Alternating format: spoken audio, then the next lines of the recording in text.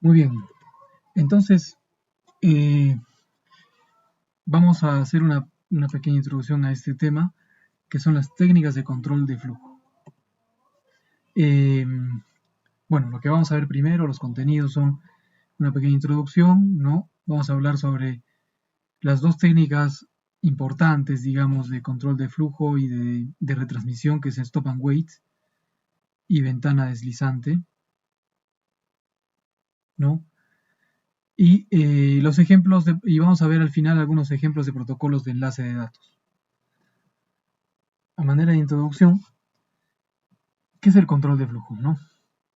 Eh, el control de flujo es básicamente una forma de poder limitar la cantidad de información que un transmisor puede enviar a su receptor, ¿no?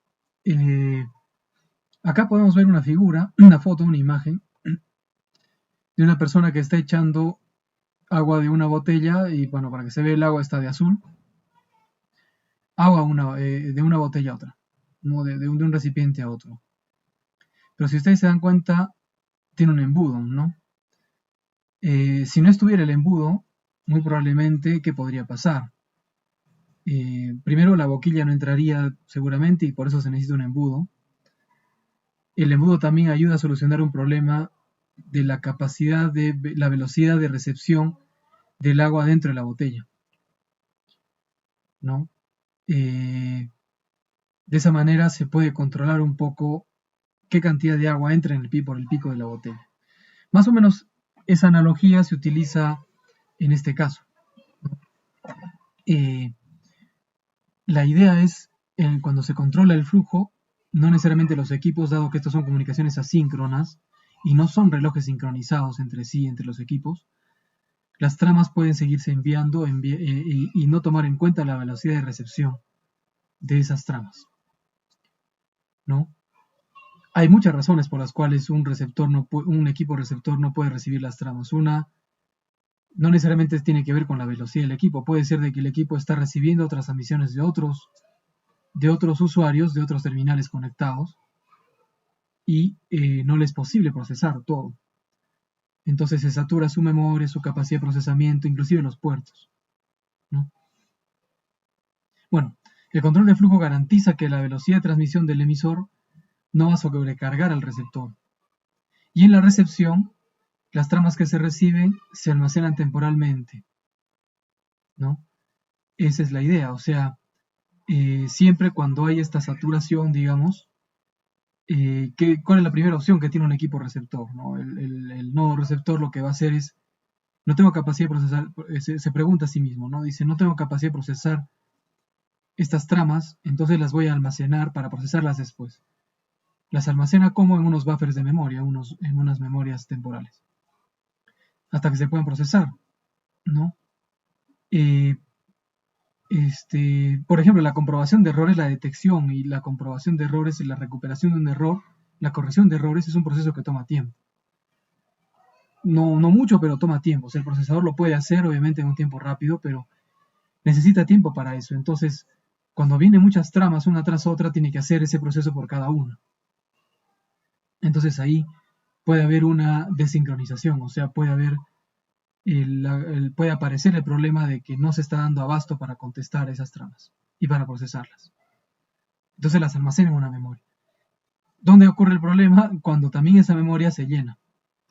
Ya son muchas tramas que se van almacenando, viene una tras otra, no puede responder, no puede responder. Entonces la memoria también se llena, la memoria también tiene capacidad limitada, ¿no? Esto estamos considerando en este escenario que no hay errores, o sea que todas las tramas llegan bien, entonces por lo tanto no hay retransmisión de tramas, y que la recepción es ordenada, o sea que las tramas van llegando una tras otra y no una sobrepuesta de otra, o sea, no una trama posterior llegar antes de una trama anterior, ¿no? Vamos a suponer ese esquema. Ya, al menos en temas de control de flujo, esa es la primera suposición, ¿no? Ya cuando se habla de retransmisión de tramas, obviamente se asume que hay errores, ¿no? Eh, Recordemos, ¿cómo es la recuperación de errores? O sea, ese es el otro aspecto de este tema de las técnicas de control de flujo, o sea, es para lo otro que sirve. Recordemos de que hemos hablado de que hay dos fases. Primero se detecta el error, los errores se detectan mediante una información redundante en cada trama. Ya hemos visto un poco la codificación de errores en la anterior lección. Y también una recuperación. O sea, ¿cómo nos recuperamos de ese error? Entonces, no solo basta con detectar, sino que hay que ver la forma de recuperarse ese error, al menos en la medida de lo posible, ¿no? Ya hemos visto el método FEC, los métodos FEC, códigos de Hamming, etcétera, que permiten corregir los errores en el mismo destino, ¿no? Agregando información redundante en cada trama. Pero la otra técnica y el otro modo de recuperación es pedir que se retransmitan las tramas equivocadas, las tramas con errores. La petición de retransmisión que se le conoce como ARQ, ¿no? Y para esto también sirve el control de flujo, para poder retransmitir tramas, ¿no? ARQ significa Automatic Repeat Request, es decir, petición de repetición automática, ¿no? Que consiste básicamente en solicitar la retransmisión en caso de que haya errores en la trama, y sirve también para hacer control de flujo, porque esa trama retransmitida ya entra dentro del flujo de tramas que se van enviando, ¿no? Entonces, tiene que tener sus propias reglas de juego también. Se considera tres tipos de ARQs, ¿no? O protocolos de control de flujo, digamos, en general, tanto para controlar el flujo como para hacer control de errores. Los protocolos de parada y espera, que se conoce como stop and wait, el protocolo de ventana deslizante con rechazo simple, que se le conoce como go back n, y el protocolo de ventana deslizante con rechazo selectivo, conocido como selective reject, ¿no?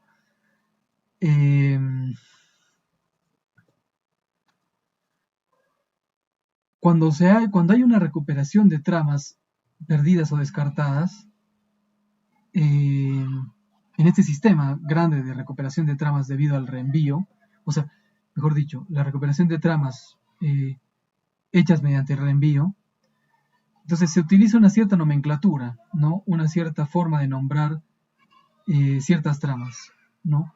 Hay unas pequeñas tramas de control que se le conoce como ACK, o acuses de recibo o asentimientos, ¿no? Que son estas de aquí, ¿no? Perdón. Vamos a ver aquí. ¿No? Acuses de recibo o asentimientos.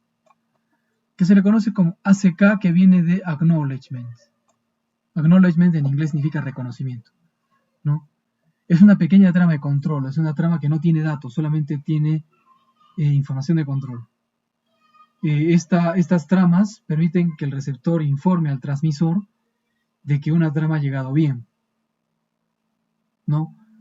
Entonces el acuse de recibo positivo se le conoce como ACK. Si es negativo, se le conoce como NACK.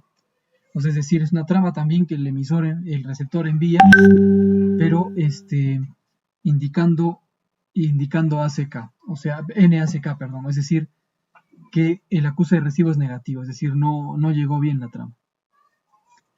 Y por otro lado están los temporizadores, o conocido como timers, ¿no? Los temporizadores son unos tiempos de espera, digamos, que se activan, o sea, se inician cuando se envía una trama. O sea, una trama se envía y el emisor activa en ese momento un temporizador. ¿Por qué? Porque podría ser que una trama se envíe hacia el otro lado, hacia el receptor, pero no se tiene noticias de esa trama, o sea, no se sabe si ha llegado bien o mal, ¿no? Y en ese caso, digamos, es una complicación, o sea, se produce una complicación porque no hay forma de saber si la trama llegó a su destino. No se recibe ninguna trama de reconocimiento, no se recibe nada. Entonces, el temporizador sirve justamente para darle un tiempo prudente de espera a esa trama. Si durante un tiempo determinado no se recibe ninguna noticia de que esa trama ha llegado bien o que ha llegado mal, entonces se asume que ha llegado mal y el temporizador expira. El temporizador acaba su existencia, digamos. y en ese momento el emisor asume que la trama no llegó o que llegó mal, la envía nuevamente, ¿no? Entonces, para ese tipo de cosas sirve un temporizador, ¿sí?